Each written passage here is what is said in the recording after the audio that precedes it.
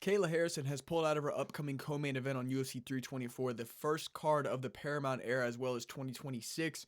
This is a tragic thing to hear about. Most of us fans don't care, I'll be honest, but it is a very sad story for Kayla Harrison, and it kind of was a good matchup between, the female bantamweight, not bantamweight, just female MMA GOAT outside of Valentina Shevchenko, and the one girl we thought that had a chance in Kayla Harrison, previously fighting at Bellator, I believe, as well as PFL.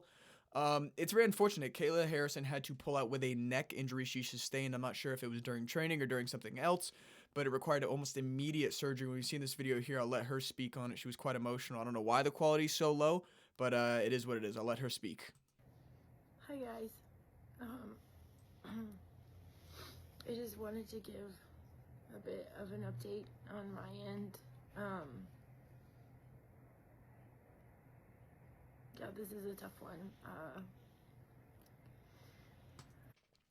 So I'll save this story. I mean, you can see it though, just the time it took her to get those few words out and the disclaimer of this is a tough one. This is clearly a very touchy subject for her. Obviously, Kayla Harrison's chasing, she does have gold, but she's chasing the true gold and beating a woman like Amanda Nunes, walked away from the sport on top, defeated the fluke loss to Pena, which, Harrison was able to dominate in fashion, get a sub over easy. I really do feel for Kayla Harrison here. I was looking forward to her kind of cementing herself as like the woman of the UFC, and it sucks that we gotta wait for this. I don't think they're gonna do anything short notice. I think they're just gonna rebook this matchup at a later event in the year. Best prayers to Kayla Harrison. I really hope she does recover. I know it required immediate neck surgery, which is a very delicate thing. You have vertebrae back there, nerves back there, like all sorts of things that could go very wrong in a spine surgery and neck surgery. And you never know what could happen with her career. We've seen other people who else, had neck surgery so bad that there's been a lot of guys and a lot of women as well, but there's been a lot of fighters that have had neck surgery and they don't perform the way that they used to. Their head can't move as well with movement, their back hurts, their neck hurts in the middle of a fight. It's just a very unfortunate thing to happen to her so close to a title fight. Now, I'm not sure if it was bad training purposes, if it was just a freak accident. Regardless, it's tragic. That's really all I have to say about it for Kayla Harrison. Best of wishes to her. I really hope she does recover, but we have a bit more heat on this. Dana White came out, did an interview talking about Sarukian, Diego Lopez Volkanovski, and especially what I'm talking about here, shutting down Conor McGregor versus Michael Chandler at the White House. Now, Baldy says a lot. I've literally made a video on this. I'm going to let all 24 seconds of this play and hear exactly what Dana White had to say about the situation. We'll see if Conor's going to come back or not. We've been talking about it for a while. January 23rd is Zuffa Boxing. January 24th is... We don't care about Zuffa Boxing. We're UFC fans. You literally said you would... I'm just going to shut up. I'm mad about Dana. Dana literally said he would never become boxing, and now he is becoming boxing, becoming BJJ, becoming UFC, becoming Power Slap. I wouldn't be surprised if they started doing UFC basketball, but I'll let him continue. The first UFC, and then after that card, we'll start working on the White House fight. I know there's like all the talk of Michael Chandler and Conor. Do you see like that as like a realistic thing happening? I mean, that was a couple years ago. Yeah, so that's not nothing you'd entertain for the White House? No. We'll see. Somebody check on Michael Chandler. He might go and adopt another few kids just out of the pure sadness in his heart after hearing this news. Michael Chandler's been calling for the McGregor fight before. I think even after Dan Hooker or after one of those big wins, he called out Conor McGregor and has not stopped since. He keeps talking about Conor, bringing him up. They were in Roadhouse 2, apparently. I'm not too sure. Conor McGregor obviously entertained the idea, did a tough season against him, talking about 185. You do what you told. But Chandler has been waiting for this fight, and he's really stalled out his career. Honestly, if he was active, his career probably would be over just from the sheer amount of damage and opportunity that he had taken and lost. But this is insane for Dana to say. I mean, this was like the easy win for McGregor to come back and cement the McGregor status. But I don't think it's going to happen regardless. I don't think we're going to see McGregor in the octagon ever again. But this was a matchup we were looking forward to in the case that McGregor did return. And Michael Chandler, I mean, somebody check up on him. He's wasted 2-3 years of his career. I think he said 2023. So it's 2026 now. Almost 3 years of his career he's wasted trying to call out and chase Conor McGregor and get that fight. It was booked at one point, but it fell through because McGregor hurt his toe. Truly tragic for Michael Chandler. I don't know how Conor feels about it. Maybe he doesn't believe. He's like, Dana, you got to get me in there, Maybe he doesn't believe in Dana. Maybe Dana just said it himself. He doesn't, negotiations haven't even started. They're going to wait till after the first pay-per-view, which I think is a little late to be starting negotiations for one of the biggest, cards of all time. I'm not sure if Dana backed it, but Trump, as well as Anik, I think, said the card was going to have 6 to 7 title fights, and I'm not doing a joke there, you child. I honestly like that matchup for McGregor. I think Chandler's reckless. You can land big shots on him, and he can land big shots too. So we could have seen McGregor chinning, which would have been hilarious. But I do think McGregor would have won that. It would have been entertaining in a way to bring back the hype to the UFC and build his stock. But no, I don't know what Dana's reasoning is. He says that was a couple years ago. What do you mean that was a couple years ago? We've seen fights that were 10 years past when they were supposed to happen. I mean, Stipe Miocic versus John Jones when Stipe was about 67. I mean, I don't know. It's ridiculous. So I don't really understand Baldy's marketing here. Usually him promoting Conor is just free likes, free clicks, free engagement, free chat, and storm up about Conor McGregor. But no, he's like, no, that's done. We're not going to do it. You just got to feel for Chandler in this one. I don't really know what he takes next. He probably has to take on a young up-and-comer. I say he probably could take on Fares Ziam, maybe. If who's Benoit Saint-Denis fighting? Who is he fighting? Why am I such an idiot right now? I can't remember who he's fighting. Like, I feel like Benoit would be a good fight for him. Maybe not. I know he's booked. Maybe after that fight he'll be too good for him. But yeah, I think Chandler needs to take on an up-and-comer. Like a Fares Ziam, a guy breaking in top 15. Maybe if Rafael Fiziev loses his fight to, is it BSD Fiziev? Dude, why am I blanking on the 55 matchups? I'm just going to shut up here.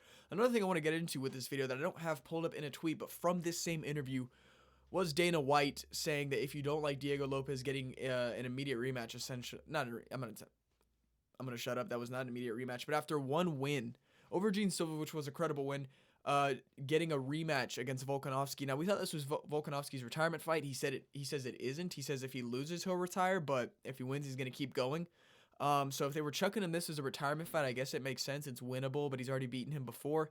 The thing is, it was close. I mean, Volk dominated him, schooled him on the feet, but Diego landed big shots, dropped him, I think, at the end of round 2. It's a tough fight for Volk, and it doesn't really do anything for his legacy, so that's why I think us as fans are a bit mad about it. But Dana's response to that was, if you don't like it, don't watch it. Now, that's something you never want to hear from the president of a company. Don't watch my product if you don't like it. Because you could just spin it to make us like it. You could just spin it to have a positive note. But no, you're just going to say, don't watch. You're essentially saying, don't give me your money. Don't give me your exposure. And I don't care if I don't care if you're the UFC. I don't care if you've built the biggest fighting organization in the world. It's bad business practice, and it makes us as fans hate you as the president. Ariel Helwani came out saying how little enthusiasm you had in announcing Adesanya versus Pyfer. When you made us wait 10, 12 hours for an Instagram announcement, it's just pathetic from Dana. I'll probably make a video on the downfall of Dana and get another 2.3 thousand views like I did with Rogan. Rich, powerful, bald white men tend to have a strong following for some reason. I don't get it. But this is just really bad promotion by Dana White. They definitely could have put... Now, I understand it technically because Movsar Evloev as well as Lerone Murphy are not big names. They don't sell themselves. I don't care if they have a big fan base. I don't care if Movsar has a huge fan base from the Middle East. I don't care if Lerone Murphy has a huge UK fan base. They're not big names. Never have I heard someone mention their name to me in any way. They're also not the most entertaining. I understand Lerone Murphy just got a potential, if not the KO of the year with a spinning elbow over Aaron Pico. Before that, he hasn't looked the greatest, and he's had tough fights out there. I think he's been finished before, as well as his opponent, Movsar Evloev. I mean, he had a really close fight with Aljamain Sterling. People said he could have lost. He had a really close fight with Arnold Allen that he kind of cheesed the grounded opponent rule before they changed it to where there was kind of something there. So neither of these men have the strongest resume or claim to a title shot. Now, I understand Diego already got his title shot, but finishing a guy like Gene Silva in the way he did despite, adversity in the second round, I honestly think it's more impressive than the win streak that those men have put together despite... Because Diego's shown that he's only been, not good enough to beat the champ, and it was close. So I really like his chances against Volk in the second fight. I think the first one was Volk kind of proving that he still got it, as like a middle-aged man says, an old weak lion is still a lion. Like a wounded lion is still a lion. I think it was good for Volk to come back from the 2 knockout losses and prove that he was still champ material and get it back. But I think it's time to pass the torch, and I don't know if Volk can just do that again. I'll probably pick him in the fight, but it's just not great for his legacy. Like I said, it doesn't really add any credibility. A win over Gene Silva definitely puts some more weight and momentum behind Diego Lopez being like the second best, like the Max Holloway when there's a Volkanovski. Just the guy that can't beat the top guy. But Lerone and Movsar's resumes weren't strong enough, and there's some bad blood in between them, some previous sparring footage of potentially Movsar getting knocked out. They're going back and forth on Twitter. I think they're going to make that fight if they have already not leaked it. And that would be the number one, contender fight. I'm totally fine with that. But I kind of agree with Lopez getting the shot given the circumstances. But I don't agree with Dana's narrative behind it of saying if you don't like it, don't watch. I think it's extremely disrespectful to us as fans. It's kind of a spit and a smack in the face saying if you don't like these terrible matchmaking decisions that I'm making, don't watch my product that you love and care about when it wasn't a good era. I digress. We'll make a Dana video in a few weeks and blow up. But yeah, more disappointments from the Baldy. The White House is not shaping up to look too good in all honesty. I haven't heard anything about good fights. Pereira said it was a no-go. Strickland probably said it was a no-go. I think he's fighting Fluffy anyway soon.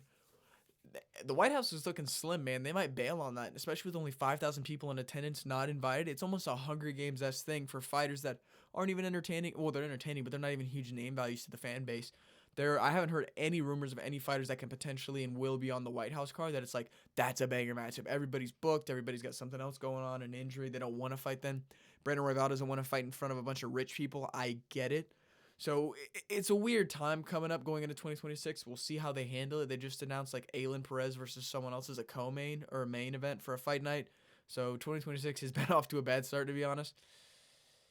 But yeah, just a little recap. I mean, I feel for Kayla Harrison. I really do. Neck surgery, she's going to be out for weeks, months even. I mean, you don't play with neck surgery. That could be paralyzed for life. That could be, lifelong disability. Didn't mean to play that. Sorry.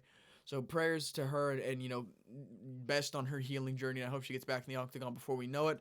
And kind of crazy, ideas here from Dana to shut down such a big fight that's had so much hype behind it. Because now at this point, we're annoyed to hear about this fight and these call-outs because we know it's never going to happen. So if it does happen, we're shocked. I think that's the shock factor that you should look for in the fans, that promotes yourself, that markets yourself. But no, Dana's going to do what Dana's going to do, whether it's for the bad or the worse of the company.